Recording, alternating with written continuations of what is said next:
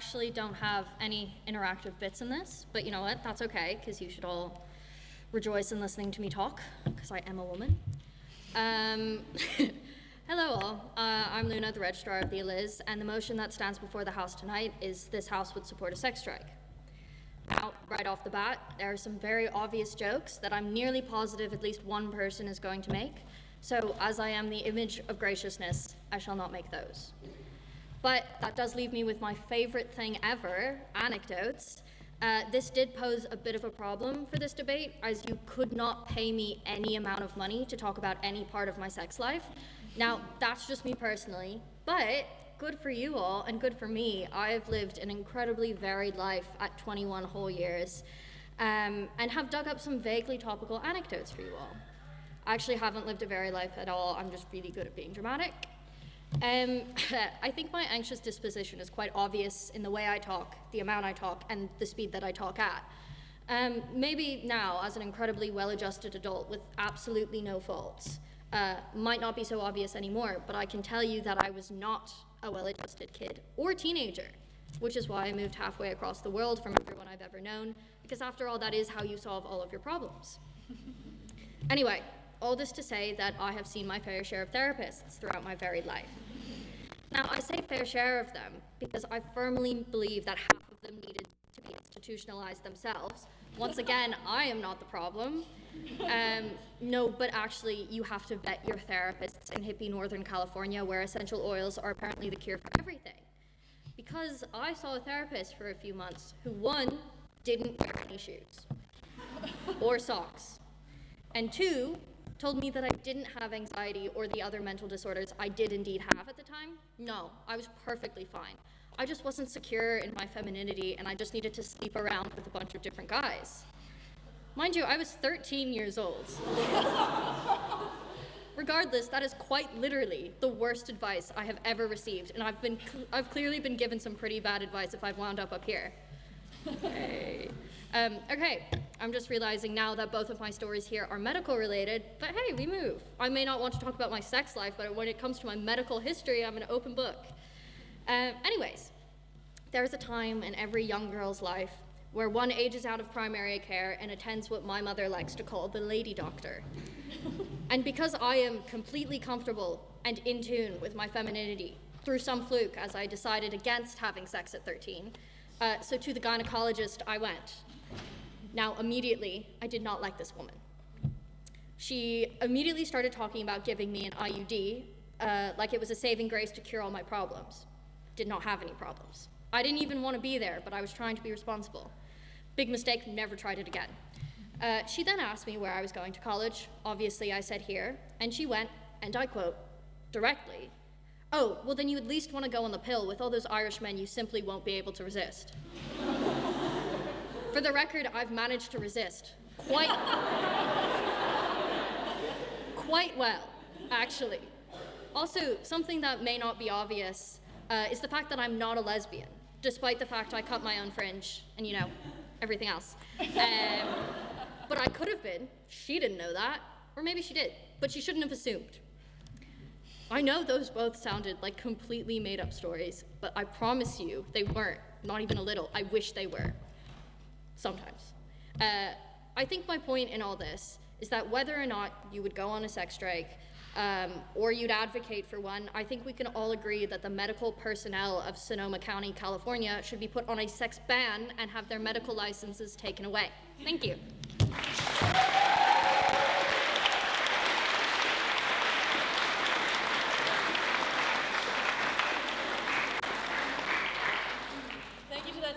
Very fine speech, and I call upon Liam Mullen to open the case for side opposition.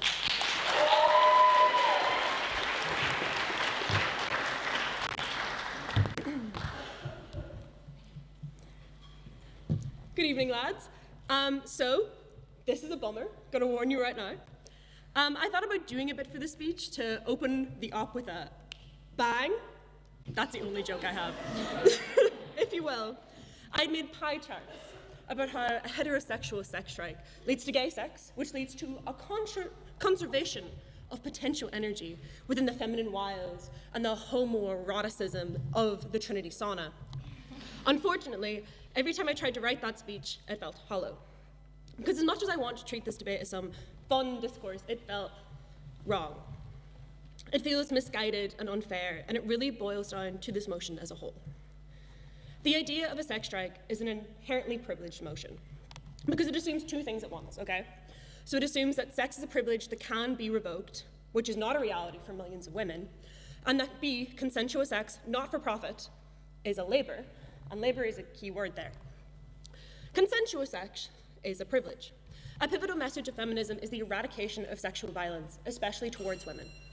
But this doesn't mean that sexual violence still doesn't happen. Whoa, shocker. You can claim that refusing sex is empowering for women, but for many of people, this isn't true, because for that to be true, consent has to be respected. And the glaring and startling reality is that it isn't. Sexual violence is real and pervasive. Over half of Irish women have experienced sexual violence within their lifetime. That's a real statistic. 28% of men have experienced sexual violence. There are hundreds of millions of women around the world that, for their own safety, cannot engage in a sex strike. For a sex strike to work, a refusal of consent must either be respected or fought for. And once you have to fight to protect not just your cause, but your own safety, it turns your body into a battleground. In the 21st century, sure, women's bodies are where we wage wars anyway. Abortion rights, civil rights, all of those things are precarious and hard won. You can argue that, yeah, if you take that to be true, then a sex strike is just an escalation on your own terms, but it's hardly the most efficient. Countless other methods are possible. Peaceful protest is possible, and can and should be tried before a sex strike. In a sex strike, there's no barriers. The conflict is in your own home and not waged in the public eye. Within the Irish context, marital rape was only recognised and prosecutable from 1990 onward, and is still a legal act in over 32 countries worldwide. Beyond that, many of these countries have laws surrounding rape, but explicitly exclude marital rape from said definition, because there's a pervasive idea that a wife gives up her right to say no when she walks down the aisle, which is obviously not true. Marital rape makes up 9% of all reported rape cases. That's almost 1 in 10. And I don't need to remind you that reported rape cases are by no means the actual amount. Somebody tonight is bound to mention the Libyan women's movement, which did include a brief sex strike and was seen to be partially successful, but it also dramatically increased the violence that these women faced on a daily basis. Women within the WLMAP movement attended their meetings with bruised faces after their husbands had raped them anyway, despite their sex strike.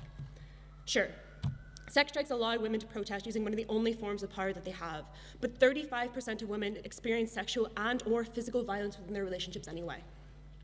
A sex strike cannot fix violence in the home. A sex strike exacerbates violence in the home.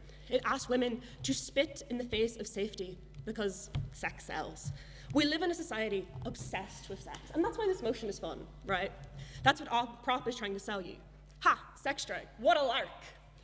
But if we deny sex, whoa, what are the horny men going to do? Will they fall to their knees and cry out to God? Or will violent men do what violent men always do and further disenfranchise women and traumatize them even further? 12 million young girls under the age of 18 are forced into marriage throughout parts of Africa every single year. Right now, worldwide, 650 million children are trapped in marriages to people twice, thrice, 4, 5, maybe 6 times their ages. Do you think that a sex strike empowers those girls? Maybe those girls don't know that they can say no, but if they do know that they can say no, what difference does it make? It doesn't take them out of their situation. If anything, it could make it worse. And I'm not saying that they shouldn't know that, but I'm saying that this is not the way to achieve actual liberty for them. There's a 12-year-old girl alive today who has not seen her sisters, her brother, her father, her mother, the inside of her childhood bedroom for months. She is trapped in the home of her geriatric husband, and every day a little ball of dread grows larger and larger in her stomach as the day goes on, as she waits for her husband to get home. Within this sex strike, she has 2 choices. She can cross the picket line and go about her usual day, and her husband will rape her every night as normal. Or she can obey an arbitrary law of a sex strike and refuse, and face escalating violence for her troubles, and she will be raped anyway, but further traumatized. Are you going to ask that little girl to suffer even more than she already is? Are you going to ask her to participate in this farcical excuse for women's rights? Are you actually going to take a fucking stand that's going to benefit her without further traumatizing her? A sex strike in this instance is asking women to suffer more. A sex strike is never effective as long as domestic violence and the exploitation of women exists. As long as young girls receive neither sex education or a God-given right to childhood, a sex strike is never going to work. And maybe it'll work for you, the masses in this chamber tonight, who live in a world where at least you have basic protections from the state. And I'm not saying that the Irish government is at all effective in dealing with these cases, but it is within the Constitution that you can be protected. I'm not saying that women are a monolith. This motion does not say a sex strike here in Ireland, though these problems do exist here. It says a sex strike with no strings attached. And for that to be true, we need to forget about millions of women. I want to bring the struggle closer to home. The extremely recent case of Giselle Pellicott. A sex strike does not matter to women who have suffered like Giselle Pellicott. She was drugged, removing her power, her agency, her consent, and subject to intense humiliation and violence, and she is incredibly fucking brave for what she did to come forward. Some of the men who willingly and knowingly participated in her victimhood got 3 years. 3 fucking years for ruining her life. Do you think a sex strike will benefit Giselle Pellicott and women like her? Do you think men like her husband will give an ounce of a shit about a sex strike? The problem with violence with women is how we negotiate the ownership of women's bodies. And to put it simply, men still believe that they are entitled to own a woman's body. And when we live in a world where that belief still exists, a sex strike can never, ever be feasible. I am begging you to oppose this motion. Thank you.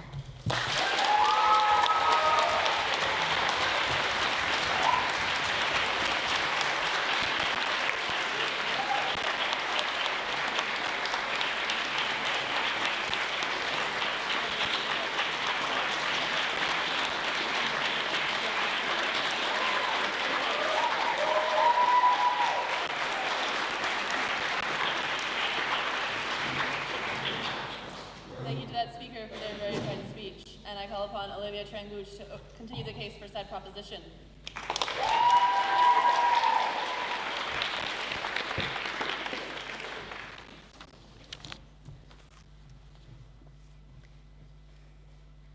You were born on the day my mother was buried. My grief, my grief, my grief, my grief, my grief. Sex. Sex had to have happened to bring the child described in this beautiful song into the world. Sex is what brought this mother into the world and the mother's mother. Sex is also what brought T.S. Garp into the world. Let me tell you the story of the world according to Garp. In this story, the main character's mother, a nurse named Jenny Fields, does not want to have sex with a man but wants a child. So she abstains from sex her whole life. One day, a soldier who's just come back from the war becomes a patient in her ward. His name is Garp, and this is the only word he speaks, Garp. He has severe brain damage and starts to age in reverse. She looks after him and nurtures and cares for him, and he takes to her nipple. One young night, Jenny mounts him as such, and she's on top of him. Sorry, I shouldn't be doing that. Sorry. I will read a passage that better depicts this moment. So here's the book. This is my father's book. I took it from his shelf. Thanks, Dad. You can see the age on it, and you can tell by the stiffness of the pages.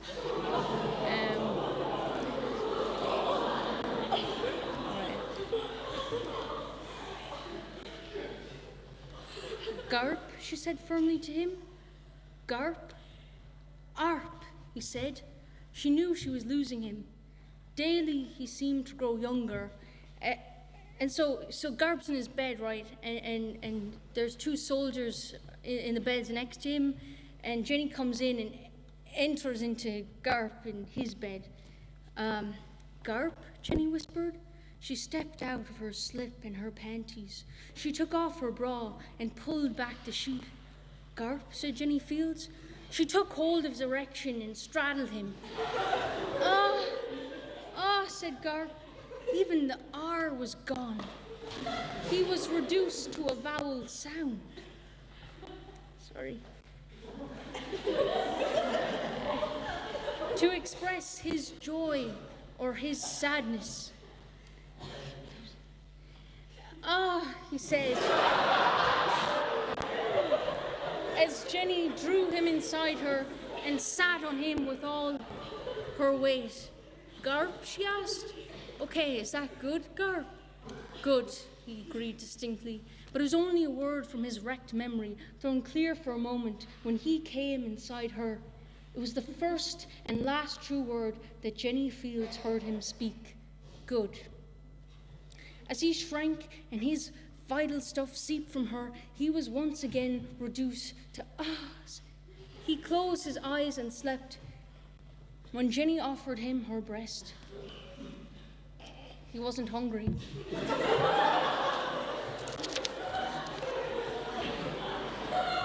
Brilliant. Brilliant. It's a good book.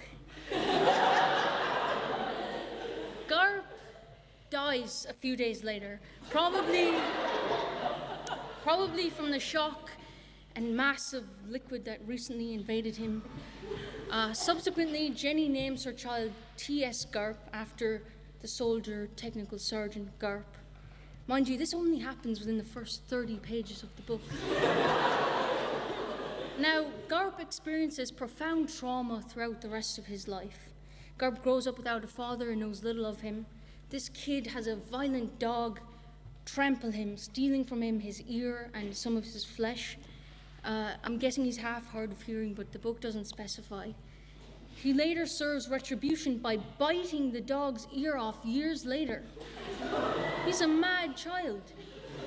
And I'm at the point in the book where Garp is now intermingling with prostitutes. I haven't finished the book yet, but I plan on it. The main point is, Jenny makes this choice to have sex just the once to produce a child, Garp 2, for herself. She gets so weak and warm and soft at the thought of original Garp, thereby breaking her sex drive to fulfill her own impermanent desire. The consequences are brutal for her child, whereas when she had been striking the sex, she was committed to herself, her dignity, her independence and freedom. She had been redefining her own boundaries and terms, and she gives that all up. For what? For one moment, for one instance of sex. We do not want to follow in Jenny's footsteps, or rather follow in her sexual movements or enactments. Now, we proclaim and proclaim and proclaim. To what end? It is a debate after all, I suppose, but to the ladies in the room, neither myself nor anyone else can prescribe or proscribe a sex strike unto you. You have the choice to do as you choose with your own body. But I implore you to really consider and think about Jenny and Garp and their child, Garp. And to the men in the room,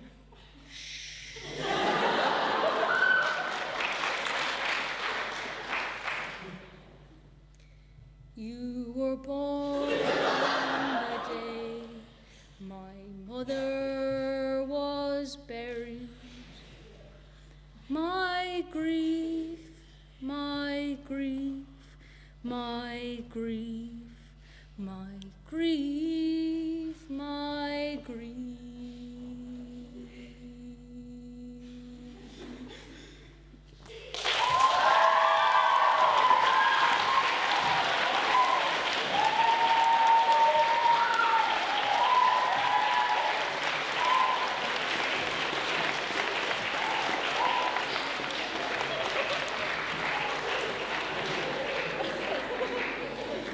Thank you to that speaker for their very fine speech, and I call upon Marin Henley to continue the case of the opposition.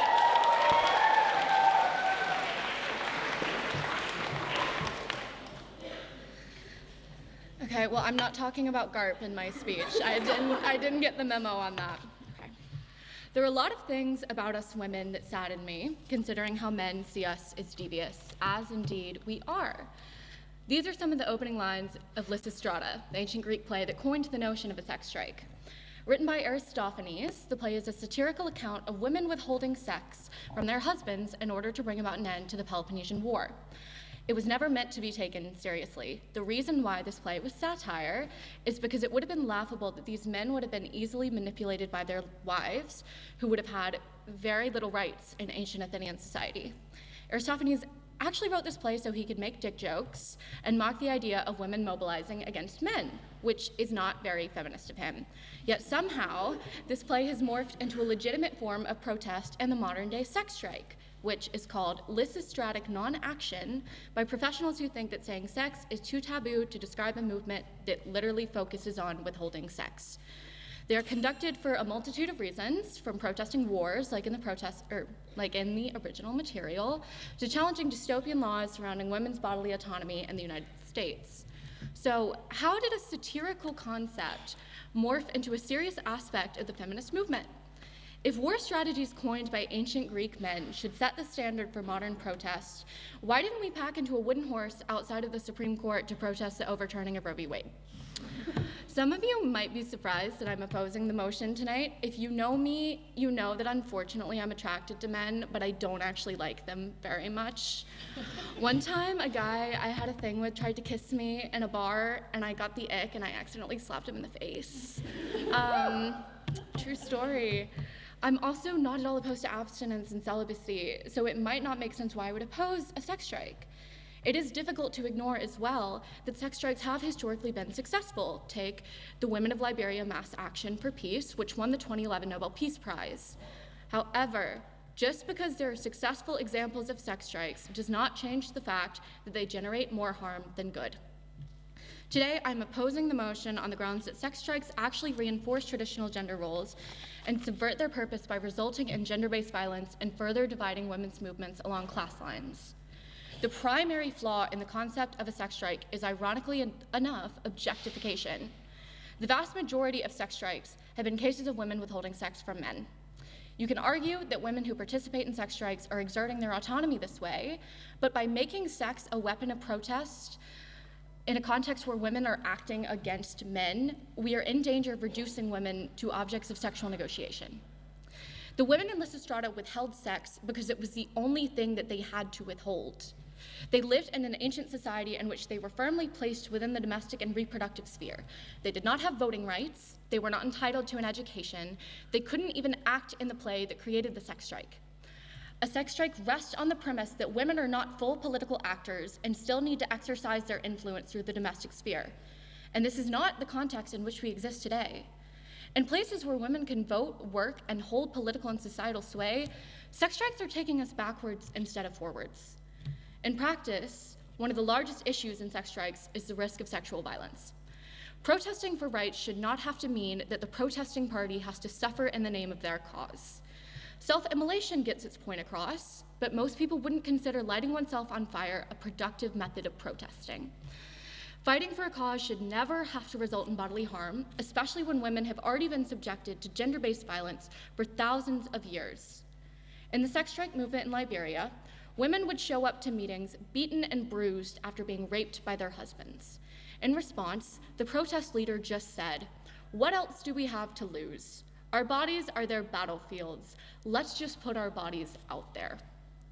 The idea that rape and sexual violence are a potential byproduct of participating in a sex strike, and that it is a side effect that might have to be endured in the name of protest, is deeply harmful to both the women affected and in the fact that it communicates that in order to protest, women might have to be subjected to bodily harm to reach their objectives. Sex strikes also have negative impacts on women in the sex work industry. Lysistratic protests operate under a premise that sex can only be exchanged between partners, which is an untrue view of sexuality. The sex strike does not consider sex workers, who are already historically marginalized and stigmatized in society. For the majority of women who engage in sex work, they do not do so to empower themselves, but to keep themselves afloat. Not only do these protests open up sex workers to exploitation and abuse from men, but it villainizes the women doing the sex work in the eyes of the women protesting. Because when you rely on the industry to make a living and survive, you can't necessarily abandon your job in order to protest. Sorry. So these women inadvertently are an obstacle to the effectiveness of a strike, and they don't benefit from this kind of protest either. A sex strike cannot be inherently feminist if it does not benefit all women. Effective protest in the feminist sphere cannot exclude marginalized women while holding up upper-class ones. In 2019, Georgia Governor Brian Kemp passed the Heartbeat Bill, which was a controversial law that criminalized abortion past the 6-week mark.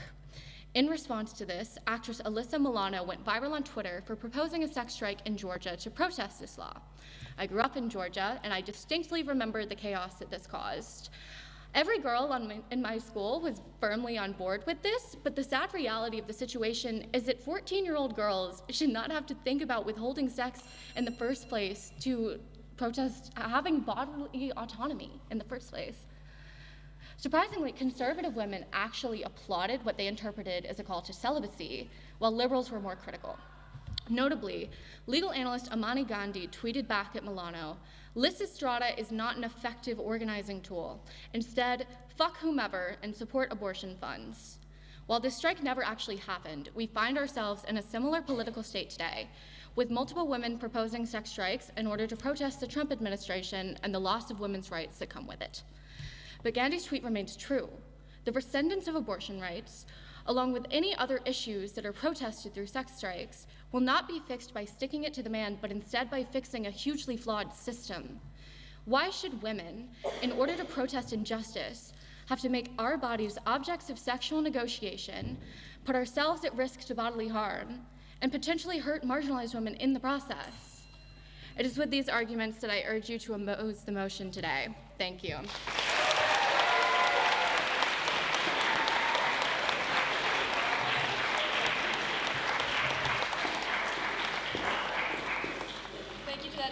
Very fine speech, and I call upon Leo Cox to continue the case for side proposition. Hear, hear.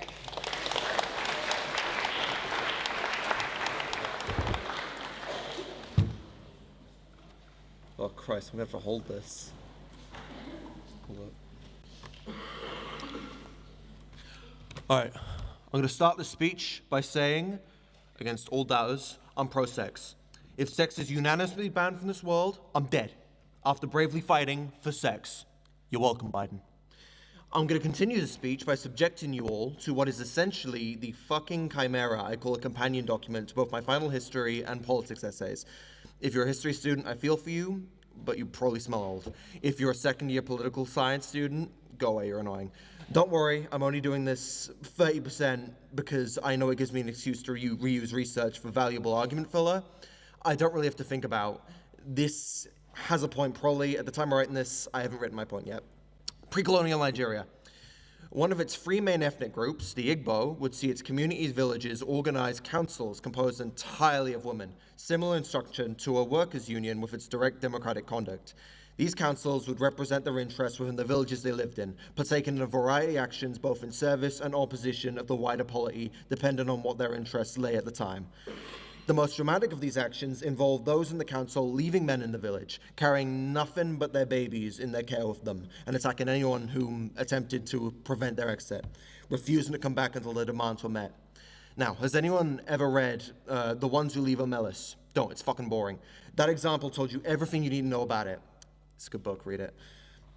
Post-colonial Liberia. Yes, this has been mentioned with legitimate criticism. She's speaking while I'm writing this. Oh, fuck. She's bringing up another thing to bring up. Yes, Liberia was a colony. Shut up, you're American. I know these things are contradictory to you, but please try. This is also why Pol-Sci people are annoying, by the way. The women of Liberia Mass Action for Peace declared a general sex strike to end the 1999 Second Liberian Civil War. That wasn't the only factor for the peace. Very soon after, the 2003 Accra Comprehensive Peace Accord was signed, resulting in the end of the conflict, and despite the death and displacement of thousands, brought about a relative peace after the war. The women of Kenya took it a step further, if my fucking Word document didn't go like that. Their organization, not even waiting for a civil war, to announce their 2009 sex strike, demanding that politicians Mwai Kibaki and Raila Odinga share power when they previously refused all other attempts to have them do so. Within a few weeks, a stable government formed, led by Kibaki and Odinga. I won't talk about the other guy's name. Okay, look, other examples occurred across the rest of Africa in countries such as Togo and South Sudan, but they were largely outside of the autism jungle I'd like to subject to you in terms of my companion sources, right? However, I will subject you to one more example before we cut this last vine. Across the sea, Colombia has a proud history of sex strikes. In 2006, the women of Pereri, girlfriends, wives, and everyone in between held a strike across legs, vowing to give up sex until their partners gave up the gang violence they had engaged in for years. The following year, the annual poll for murder rates was taken. Pereira saw a decline of 26.5%. 4 years later, the people of Buck-Bakers would follow their example in a 211-day sex strike to pressure the government to fix the town's road links to the major cities of Colombia. Eventually, the demands were met. This movement also proves remarkably difficult to appropriate. At the same time, the chief of the military of the country also attempted to stoke a sex strike via begging the partners of left-wing guerrillas to abandon them. Hey, his fetish. This didn't take off, markedly because the guerrillas pointed out that the 2,000 of their soldiers who were fighting him, that were women, didn't take too kindly to the general's own policies regarding them. Eventually, though, a ceasefire was signed for unrelated reasons. It wouldn't last long, and that 2,000 continue their fight to this day. Okay, that was more than one example, but bite me, my speech. Why'd you bring all this up, though? That's the opposition. They sound like that. Think about that when you're voting tonight.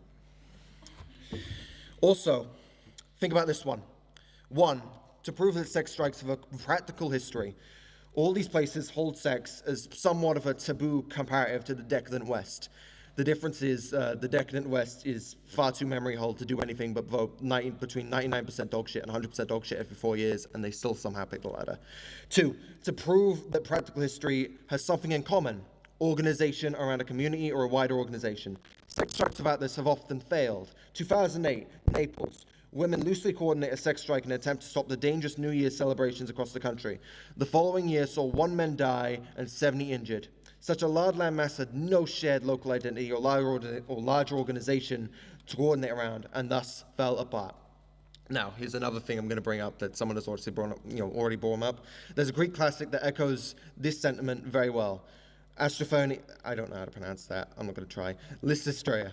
Fuck you. I'm describing it again. I wrote it first. Fact, it's good. Read it. Don't watch it. Anyone still acting out Greek experts today is probably a theater kid and makes it fucking annoying. If you do either, though, you'll see that it centers around a sex strike organized by the player's namesake to end it, the Peloponnesian War. By the way, everything that describes the Peloponnesian War is really badass. I'd like to show you all an image, if you can see it. I just like Greek illustrations. I think they look cool. I think they're well made. Show the class. Now let's find where I was.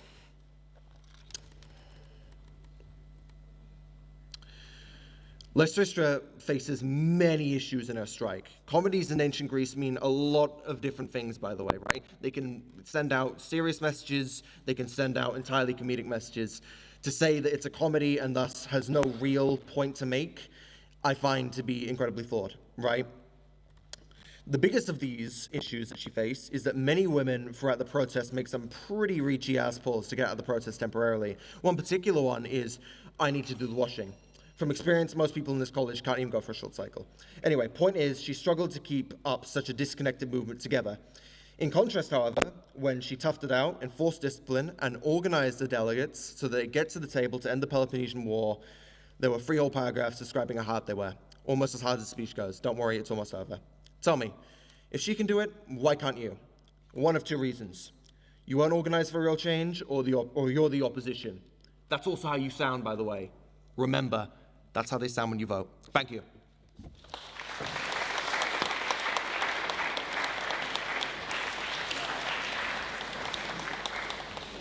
Thank you to that speaker for their very fine speech, and I call upon Harvey Callahan to continue the case for silence.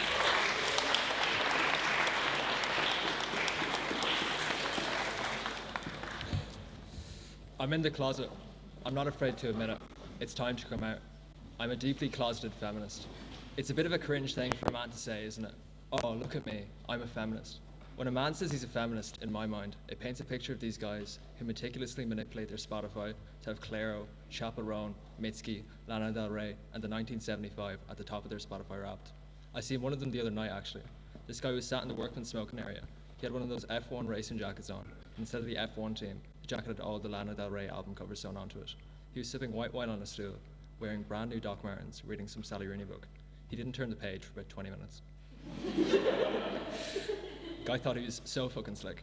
My friend goes over to him facetiously, and she's like, "Oh my god, I love Lana Del Rey too. What's your favorite song?" Taken aback at first, he's obviously panicked. Clearly, this was the first time this particular method had ever worked out for him. "Oh, that's a tough one." He closes his book and neatly places it on the table next to him, face up, just to make sure she can see that he's reading Sally Rooney. His now free hand glides to his chin, and he goes like this, as if he's the fucking thinker. After a brief deliberation, he makes a profound declaration.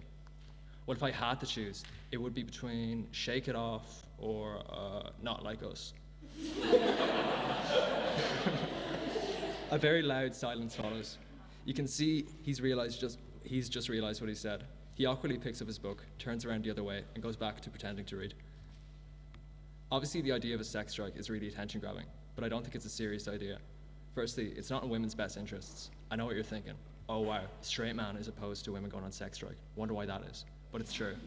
For one, it places the patriarchal idea that sex isn't something that women enjoy or do for their own sake, rather something that they let men do to them. That sex isn't something two people do for fun or as a form of intimacy, but sex is like a prize for men. It also frames all interactions between men and women as explicitly sexual. Women have already lost so many liberties under patriarchy. The way you dress, the way you should talk, what kind of career you should have, and how they're asked to give up their sex lives as well. And who would a sex strike actually affect? Presumably, it would affect the men that women actually like. If you're with a man who respects you and treats you well, and you're having fun, what's achieved by withholding sex? Surely the people who need to change the most ignorant, misogynistic men, are not exactly leading lively sex lives. The whole premise is kind of sad, isn't it? It implies that the only reason men would ever care enough to be motivated enough to fight for women's rights is if they can't have sex with them anymore. I genuinely believe that there's appetite for change among men. Some of my friends back home, who maybe wouldn't describe themselves as feminists, who would even say that they're more right-leaning than I would be, are still sympathetic to these issues. If I said to them, "Man, society puts a lot of pressure on men and women to act in very narrow and restrictive ways," they'd say, "Yeah, big facts, bro." If I said, "You know, it's kind of scary for women to live in this society," they'd be like, "Yeah, that's so true, man. I wouldn't want to be a woman." But if I replace the word society with the word patriarchy, then it's like I've shot someone's dog. They'd say, "Harvey, don't go spouting that woke bullshit ever again." Well, I just have to scroll down. Fuck. Yeah, this type of attitude is because of the effect patriarchy has on men. Obviously, I'm not comparing or saying that's the same thing to how women are treated, but it's important to recognize in order to create meaningful change. Misogyny isn't something that just happens or is inherent to men. It's something you're groomed into from a very young age. Before boys are even old enough to spell, they're taught what is and what is not manly, what is and what is not girly. You're shamed and mocked any time you do anything that's considered not manly or girly or gay. Grown men will look at you straight-faced, completely unironically, 100% serious and say, "Why are you crying? You're 5 years old. Man up." You're encouraged to present as manly as possible, to laugh and to disassociate from any boy who doesn't fit the mold, lest you be lumped in with him. Boys are incentivized to take any opportunity to prove how manly they are, not only to prevent being judged or ostracized, but to massage the wounds of times when they were made to feel lesser than, that every little boy is made to feel under patriarchy. Lads will find a way to make anything gay. You're not sporty, gay. You are sporty, but you play tennis. That's one of the zesty ones. You play Gaelic, it's literally got gay in the name. You play rugby, happy Pride Month. My school is a Catholic school, and the odd time they take us all up to the local church. One day, one fella refused to go to Mass. The teacher was really worried. He was asking him if he had a crisis of faith. He goes, "No, sir. Church is gay as fuck when you think about it. Why should I, as a man, go to God's house and tell him all my secrets, drink wine, literally consume his flesh, get down on my knees, and commit myself to my Father, all the while he tells me how much he loves me? That doesn't sound like religion, sir. That sounds like a dick appointment." Boys are unknowingly groomed into upholding the culture that hurts not only women but themselves. Boys and men are conditioned to believe that this is the only acceptable way for them to live their lives, and it's the only way that they'll be loved. They're taught that ideas like feminism and words like patriarchy are out to get them, to try and control the way they live their lives, and to shame them for being themselves. Ironically, these are the very fears instilled into them by patriarchy. The reason men aren't as vocal about women's rights as they should be, or even as they feel, isn't because men exclusively view view women as sexual objects, although there is some of that, but because society drills into men and boys to not do anything that would challenge the status quo. I don't see how a sex strike would do anything to change these attitudes. I think it would further widen the divide between men and women. I know I just spent the past 2 minutes doing PR for men, but I'd be lying if I said that there wasn't a cohort of men who, in the event of a sex strike, will pretend to do more for women while actually doing nothing. They would wear their Lana Del Rey jackets and sip wine at Workman's, but they wouldn't actually try to change things. They do the bare minimum to look like they were doing something, but just enough to appease the strikers without changing society. Just like how patriarchy turns men against themselves, it also turns women against women. There are plenty of women who have internalized misogynistic beliefs and harbor attitudes that harm women, who put down other women for not subscribing to the patriarchal norms. In the abortion referendum a few years ago, 40% of pro-life voters were women. How does sex strike change these women's minds? A sex strike would only serve to further agitate relations between men and women, reinforce patriarchal ideas, and make it harder to effect change. The fight against patriarchy is not a conflict between men and women, but men and women against a society which hurts everyone. I actually forgot to write the last line. I just did insert kumbaya gender equality bullshit here. Thanks very much.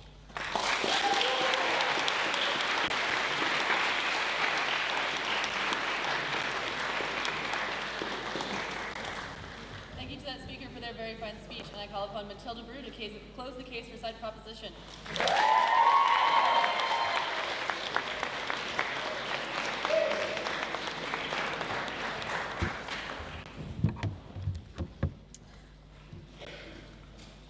I was very excited to speak tonight. I borrowed my dad's outfit. Now, I don't want to waste any of my precious time tonight lying to you about what a sex strike would look like. You know, I don't want to paint you any beautiful pictures of a politically lesbian utopia where we all engage in just completely egalitarian dry humping and armpit hair braid trains. I won't do this for 2 reasons. Number 1, I'm a realist. Number 2, I knew Amy was speaking, so I figured I wouldn't steal her flow. No, I want to get real with you. I don't want to lie to you about what a sex strike looks like. Instead, I want to tell you the true story of what a sex strike smells like. And I hope you all wore your rose toys, because this story does take place in the most erotic setting imaginable, an ultra-Orthodox Jewish community in New York. And I'll explain, for those of you who are unfamiliar. These communities are highly religious, highly insular, highly conservative. They follow a set of rules outlined in the Torah, interpreted by male rabbis, enforced by male religious leaders. And in this particular community, a 29-year-old woman was trapped. Her name was Malky Berkowitz. She'd been married to her abusive husband since she was 21. She had a 3-year-old daughter to protect. And thankfully, she had the right to a religious divorce. But Malky couldn't just get a divorce. Her husband had to agree to it. And for 4 years, he refused. Malky appealed to her rabbi. She begged her family, her husband's family, anyone who would listen to her. But her husband still refused, and so she remained married to him. At home, he terrorized her and her child. And in public, he was an accepted member of the community. He was friends with the friends of her husband, with the husbands of her friends. She could not escape, and she could not do anything about it. So 4 years in, Malky stopped trying to get the men in her life to listen to her. She stopped trying to get them to turn on one of their own and finally protect her and her daughter. Instead, she turned to her friends. These women did not have the power to grant Malky a divorce. These women didn't have the power to bring her husband down, to get Malky out of his house. But they had one thing. On Friday nights, Orthodox Jewish women are encouraged to partake in mikveh night, a specific instance where God encourages them to have sex with their husbands. These women, a key rule, after her period, an Orthodox Jewish woman is meant to take a bath that cleanses her, allowing her to have sex with her husband after the impurities of menstruation are washed away. Malky's friends could not grant her a divorce, but they could stop taking this bath. They canceled mikvah night. They made it so that if their husbands tried to touch them, they would be committing a sin.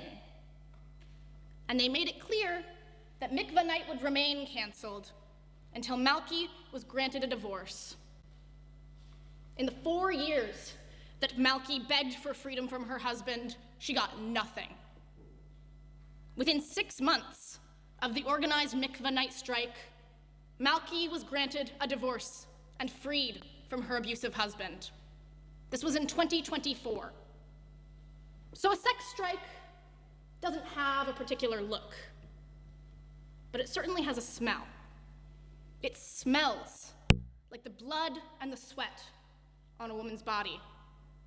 For Malky Berkowitz, that is the smell of freedom. Now, I bring you this story not only as an excellent example of the power of withholding sex, but because I think it demonstrates a particularly important perspective in this debate. Malky Berkowitz did not want to leave her community. She did not want to burn it all down. She did not want to lose her faith. She just wanted freedom from the man who tormented her. The women who participated in the mikvah strike were glad when it was over. They were happy to have sex with their husbands again. And this may shock those of you who have rarely ventured outside the arts block, but the vast majority of women in the world have positive feelings towards at least one man. I myself am a woman whose diary has, at times, failed the Bechdel test. So I fear that when we say we would support a sex strike, but do not account for the key issue of women's desire for men, we will always lose this debate. So let's take this into account and examine why the mikvah strike worked. Number one, it had a specific demand. A sex strike for general liberation will not work. That is too broad a goal, too massive an undertaking, and you will have a hard time getting women to agree to it. And the mikvah night strike was clear. It would be over when Malky got her divorce. So Malky got her divorce. Now the second element is crucial to the safety of the women participating in the strike. Women participating in the mikvah strike had sexual leverage over their husbands. If their husbands touched them before they had bathed off the impurities of menstruation, they were committing a sin. This meant that these women were more protected from marital rape than a woman without this leverage would be. So when I stand up here and say that I support a sex strike, it is with these caveats. I understand that political lesbianism is not an option for the majority of women. I understand that denying ourselves does not protect us from the violence of men, but I also understand that sex is one of the few powers afforded to the most vulnerable women on this planet. The opposition has argued that sex strikes are infeasible for all women, and this is true. But fundamentally, any type of strike works within a community. They are protective against abusers, be they bosses or husbands. They are for people who have no other protections. Women who have no political power. Women who have two things: their bodies and their sisters. Thank you.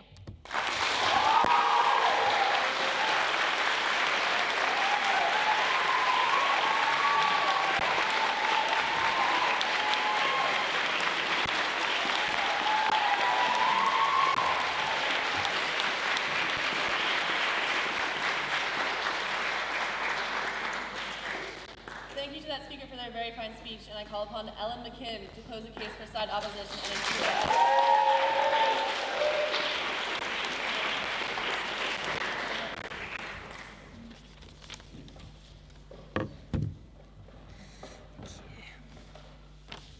don't know about you guys, but I literally have an attention span of a TikTok, so I feel like it's been a long one, but we're gonna get straight into it.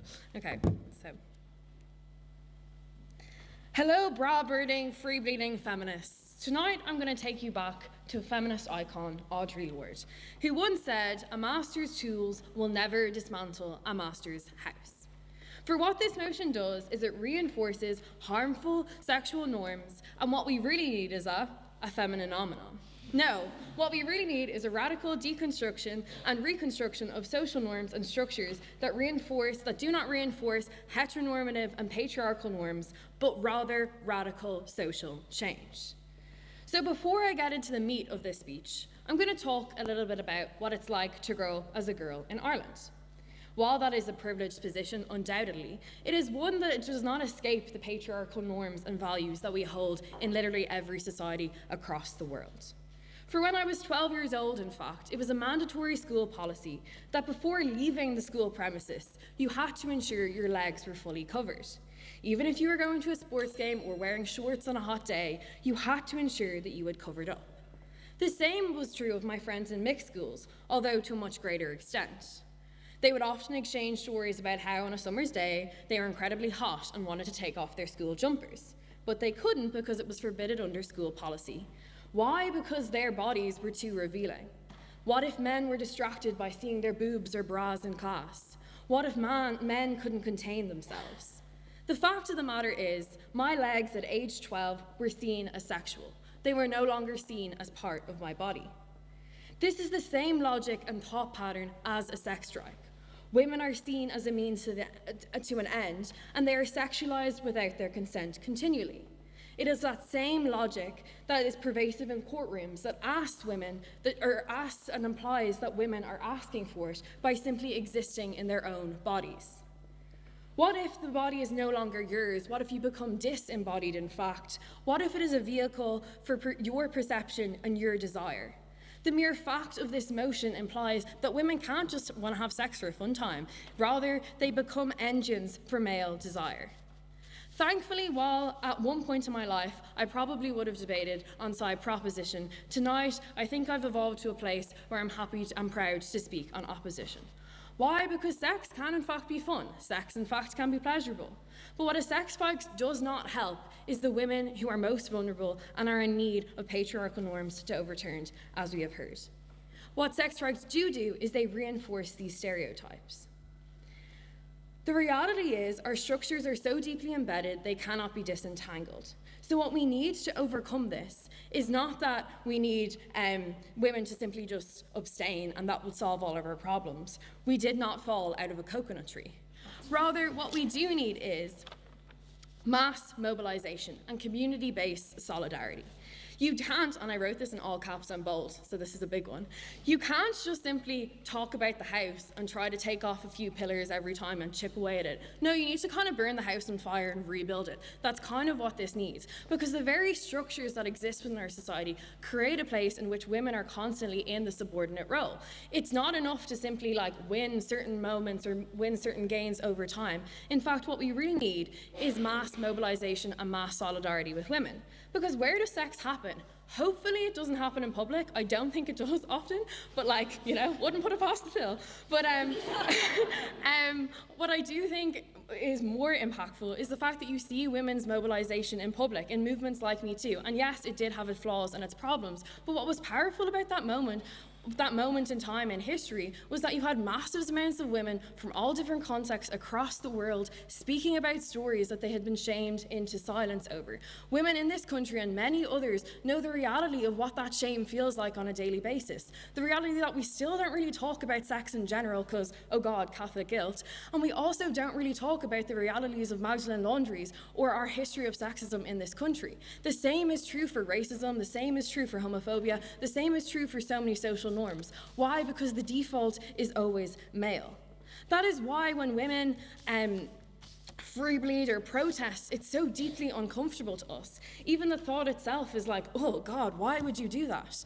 The uncomfortable nature is the fact that we are standing up to a norm out in public, that we are, heaven forbid, unashamed of our sexuality, that we're, heaven forbid, unashamed of our bodies. It is this reality, it is this solidarity that you don't get in a sex strike that happens at home. You don't get in a sex strike which very premise is predicated on the fact that you are a bargaining chip to your male partner. That, oh, I hope he'll care about pay equality now that I don't have sex with him. If that's really the guy you're sleeping with, bigger questions need to be asked. I do really think it's important that we don't just limit this conversation to a sexual domain. What we really need is massive, social change, massive social policies. Those things don't happen overnight. But when they do happen, they can move mountains. For example, in Iceland, women just decided to stop working for a day. It happened in 1978 on the 24th of October, where women just decided for one day they weren't going to work. Buses didn't run, kids did not show up to school, healthcare facilities could not operate, society simply didn't run. What happened?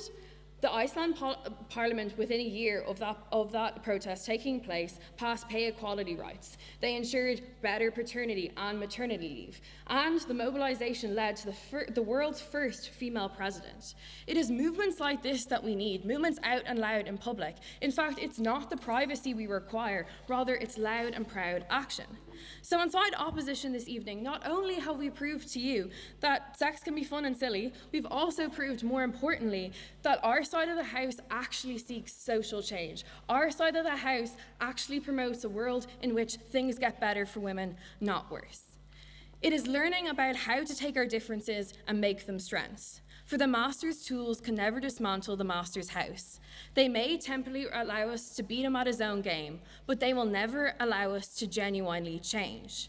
Because you can't win a game that is rigged against you, you have to change the game. Let's talk about some women who have led that fight. Let's talk about women like Gisèle Paulette, which was brought up, Natasha O'Byrne, Nikita Hand. We also have free runners who run marathons in their period, and they say the reason why they do it is because you can see that a culture seeks us to be happy about the objectification of parts of our body to be consumed. But the moment we talk about something that isn't for the enjoyment of others, like periods or any sort of policy pain, everyone feels deeply uncomfortable. It is this reality. It is not the shame for us to have around our sexual lives. Rather, it is shame for others who have put us in that position. Because when we require radical social change, we require radical things like women working together, wins that the patriarchy is designed to work against.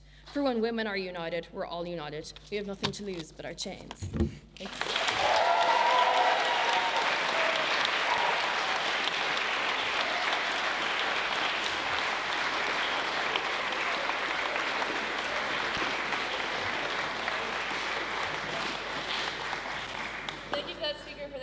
Speech, and just another round of applause for all of our speakers tonight. Thank you.